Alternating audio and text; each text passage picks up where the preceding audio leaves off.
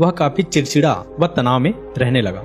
वह इस बात से परेशान था कि घर के सारे खर्च उसे ही उठाने पड़ते हैं। पूरे परिवार की जिम्मेदारी उसी के ऊपर है।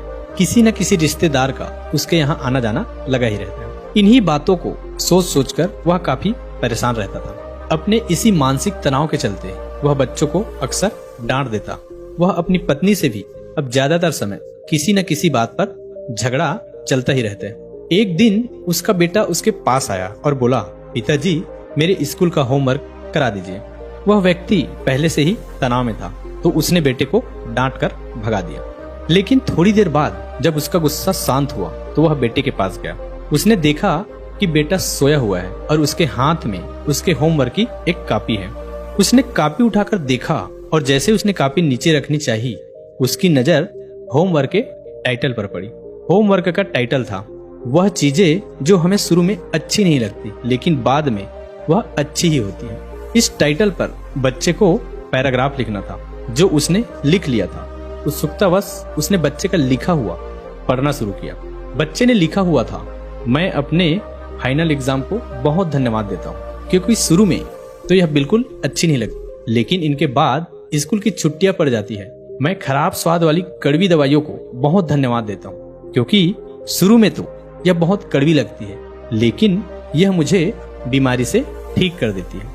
मैं सुबह सुबह जगाने वाली उस अलार्म घड़ी को बहुत धन्यवाद देता हूँ जो मुझे हर सुबह बताती है कि मैं जीवित हूँ। मैं ईश्वर को भी बहुत धन्यवाद देता हूँ जिसने मुझे इतने अच्छे पिताजी दिए हैं, क्योंकि उनकी डांट मुझे शुरू में तो बहुत बुरी लगती है, लेकिन वह मेरे लिए खिलौने लाते हैं, मुझे घुमाने ले जाते हैं और मुझे अच्छी अच्छी चीजें खिलाते हैं और मुझे इस बात की खुशी है कि मेरे पास पिता है। बच्चे का होमवर्क पढ़ने के बाद वह व्यक्ति अचानक जैसे नींद से जाग गया हो। उसकी सोच बदल गई। बच्चे की लिखी बातें उसके दिमाग में बार बार घूम रही थी, खासकर उस आखिरी वाली लाइन हेतु उसकी नींद उड़ा दी थी। फिर वह व्यक्ति थोड़ा शांत होकर बैठ गया और अपने परेशानियों के बारे में लिखना शुरू किया। मुझे घर के सारे खर्च उठाने पड़ते हैं, इसका मतलब है मेरे पास घर है और ईश्वर की कृपा से मैं उन लोगों से बेहतर स्थिति में हूँ जिनके पास घर नहीं है। मुझे पूरे परिवार की जिम्मेदारी उठानी पड़ती है, इसका मतलब है कि मेरा परिवार, बीवी, बच्चे और ईश्वर की कृपा से मैं उन लोगों से ज्यादा खुशनसीब हूँ जिनके पास परिवार नहीं है और वह दुनिया में बिल्कुल अकेले हैं। मेरे यहाँ कोई न कोई मित्र, रिश्तेदार आते जाते रहते हैं। इसका मतलब है कि मेरी एक सामाजिक हैसियत है और मेरे पास सुख दुख में साथ देने वाले लोग हैं। यह सब विचार आते हैं। उसने हाथ जोड़ लिए और आसमान की तरफ देखकर बोला, हे ईश्वर, तेरा बहुत बहुत धन्यवाद। मुझे माफ कर दो, मैं तेरी कृपा को पहचान नहीं पाया। इसके बाद उसकी सोच एकदम से बदल गई। उसकी सारी परेशानी, सारी चिंताएं एकदम से जैसे खत्म हो गई। उसने अपने अंदर एक अजीब सी शांति महसूस की। वह भागकर अपने बेटे के पास गया और सोते हुए बेटे को गोद में उठाकर उसके माथे चूमने लगा और बेटे को तथा ईश्वर को धन्यवाद देने लगा।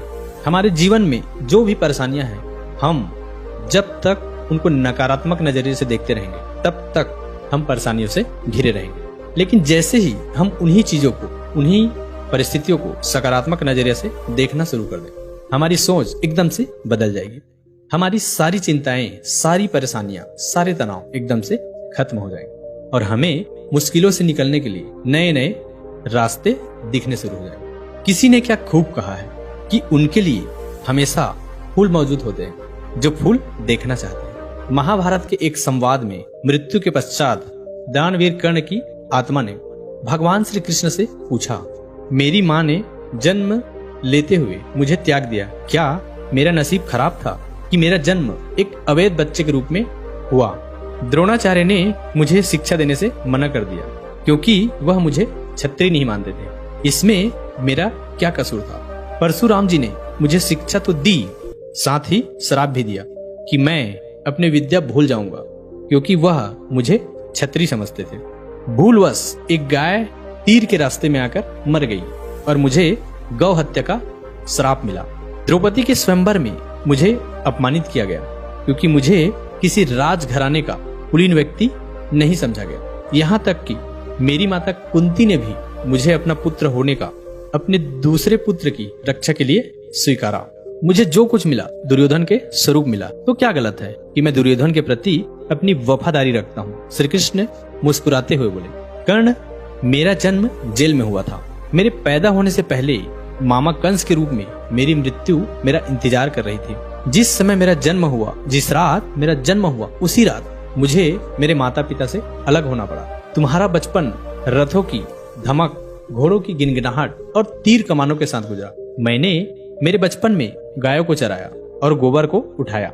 जब मैं चल भी नहीं पाता था, तब मेरे ऊपर कई प्राणघातक हमले हुए। कोई सेना नहीं, कोई शिक्षा नहीं, कोई गुरुकुल नहीं, कोई महल नहीं। मेरे मामा ने मुझे अपना सबसे बड़ा शत्रु समझा। जब तुम सब अपनी वीरता के लिए अपने गुरु, अपने समाज से प्रशंसा पाते थे, उस समय मेरे पास शिक्षा भी नहीं थी। बहुत बड़ी उम्र के बाद मुझे ऋषि संदीपनी के आश्रम में जाने का अवसर मिला। कम से कम तुम्हें अपनी पसंद की लड़की से विवाह करने का अवसर तो मिला। मुझे तो वह भी नहीं मिला। राधा जो मेरी आत्मा में बसती है, मुझे उसका त्याग करना पड़ा। मुझे बहुत सारे विवाह सिर्फ राजनीतिक कारणों से या उन स्त्रियों से करने पड़े जिन्हें मैंने राक्षसों से छुड़ाया था। जरासंध के प्रकोप के कारण मुझे अपनी परिवार को यमुना से ले जाकर समुद्र के किनारे बसाना पड़ा। दुनिया ने मुझे कायर कहा, धोखेबाज कहा। यदि दुर्योधन युद्ध जीत जाता तो विजय का श्रेय तुम्हें मिलता, लेकिन धर्मराज का युद्ध जीतने का श्रेय अर्जुन को मिला। मुझे कौरवों ने अपने हार का उत्तरदायित्व समझा है।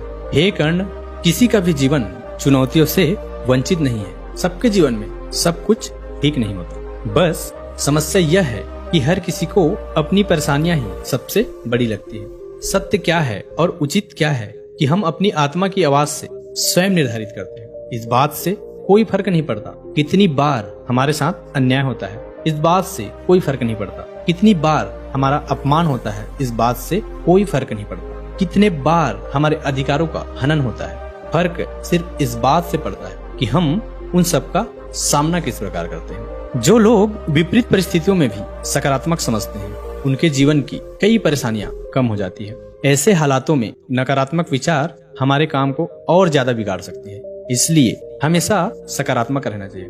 इस संबंध में एक लोक कथा प्रचलित है। लोक कथा के अनुसार इसी गांव में दो संत एक साथ अपनी छोटी सी झोपड़ी में रहते थे। दोनों रोज सुबह अलग अलग गांव में जाते हैं, भिक्षा मांगते हैं और शाम को झोपड़ी में लौट आते हैं। फिर दिन भर भगवान का नाम जप से, भिक्षा से ही उनका जीवन चल रहा था। एक दिन वह दोनों अलग अलग गांव में भिक्षा मांगने के लिए निकल गए। शाम को अपने गांव लौटकर आए तो उन्हें मालूम हुआ कि गांव में तूफान आया है। जब पहला संत अपनी झोपड़ी के पास पहुंचा तो उसने देखा कि तूफान की वजह से झोपड़ी टूट गई है। वह क्रोधित हो गया और भगवान को कोसने लगा। संत ने सोचा कि हर रोज भगवान का नाम जप करता हूँ, मंदिर में पूजा करता हूँ, दूसरे काम करने वाले चोर लुटेरों के घर सही सलामत है और हमारी झोपड़ी तोड़ दी। हम दिन भर पूजा पाठ करते हैं, लेकिन भगवान को हमारी चिंता नहीं है। यह भगवान भी कितना दे रहे हैं। हम भक्तों को दुख देता है और बुरे लोगों को खुशी। कुछ देर बाद दूसरा संत भी वहां आ पहुंचा। उसने भी टूटी हुई झोपड़ी देखी। यह देखकर वह बहुत खुश हो गया और सिर जमीन पर रखकर भगवान को धन्यवाद देने लगा। संत ने कहा, हे ईश्वर, आज मुझे विश्वास हो गया कि तू हमसे सच्चा प्रेम करता है। हमारी भक्ति और पूजा पाठ व्यर्थ नहीं गई। इतने भयंकर तूफान से भी हमारी आधी झोपड़ी तूने बचा ली। अब हम इस झोपड़ी में आराम कर सकते हैं। आज से मेरा विश्वास और ज्यादा बढ़ गया है। इस कथा की सीख यही है कि हमें सकारात्मक सोच के साथ हर परिस्थिति को देखना चाहिए। नकारात्मक विचारों की वजह से मानसिक तनाव पड़ता है और हम अच्छी चीजों को भी नहीं देख पाते। इसी के साथ सकारात्मक सोच की शक्ति को दर्शाती है। एक नगर में एक धनी व्यापारी रहता था। एक दिन व्यापार के सिलसिले में वह यात्रा पर निकला। मार्ग में एक घना जंगल था जिसे पार कर उसे अपने गंतव्य तक पहुंचना था, लेकिन चलते चलते वह बहुत थक गया था। इसलिए एक वृक्ष के नीचे वह सुस्ताने के लिए बैठ गया। सुस्ताते हुए उसे प्यास लगने लगी, लेकिन वह पानी लेकर नहीं चला था। वह सोचने लगा, काश मेरे पास थोड़ा पानी होता जिससे मैं अपनी प्यास बुझा पाता।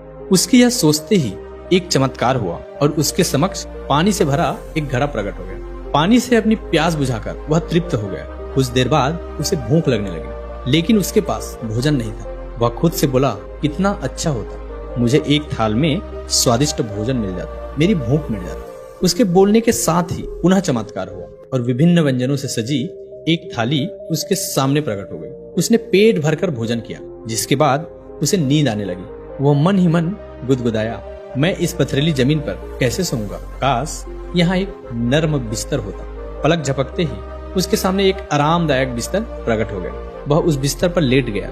उसे महसूस होने लगा मानो वह स्वर्ग में है, जहाँ एक के बाद एक उसकी सभी इच्छाएं पूर्ण होती जा रही है। वह अनभिज्ञ था कि जिस वृक्ष के नीचे वह लेटा हुआ है वह कोई साधारण वृक्ष नहीं था, बल्कि एक कल्प वृक्ष था, जिसमें सभी इच्छाओं को पूरा करने की शक्ति है। बिस्तर पर लेटे लेटे अचानक उसके दिमाग में ख्याल आया, वन तो कई प्रकार के जंगली जानवरों से भरा हुआ होगा जो किसी भी क्षण वहां आ सकते हैं। ऐसे में तो वह खुद की रक्षा भी नहीं कर पाएगा। जैसे उसके दिमाग में यह विचार आया, कहीं से खूंखार शेर वहां आ गया। शेर को अपने समक्ष पाकर वह इतना भयभीत हो गया कि वहां से भाग भी ना पाया। शेर ने उस पर हमला कर दिया और उसे मारकर खा गए। इस प्रकार एक नकारात्मक विचार ने उसकी जान ले ली। इसलिए कहा जाता है, मनुष्य अपने विचारों से गतिमान होता है। सकारात्मक विचार सर्वदा सकारात्मक परिणाम की ओर ही ले जाते हैं। इसलिए हमेशा सकारात्मक सोच रखनी चाहिए। गौतम बुद्ध ने कहा है कि ब्रह्मांड की सारी शक्तियां पहले से ही हमारी है। वह हम ही हैं जो अपनी आंखों पर हाथ रख लेते हैं और फिर रोते हैं कि कितना अंधकार है। और जहाँ तक प्रसन्नता की बात है, यह पहले से निर्मित कोई चीज नहीं है, बल्कि यह हमारे ही कर्मों से आती है। दोस्तों, आपने चारों कहानियों से क्या सीखा? कमेंट सेक्शन में जरूर बताना। और अगर अच्छी लगी हो तो इस चैनल को सब्सक्राइब करके नोटिफिकेशन बेल को जरूर ऑन कर देना, ताकि कोई भी ऐसी ज्ञानवर्धक कहानी जब हमारे चैनल पर पोस्ट हो तो आपको तुरंत नोटिफिकेशन पहुंच जाए। तो मिलते हैं किसी अगली कहानी में, तब तक के लिए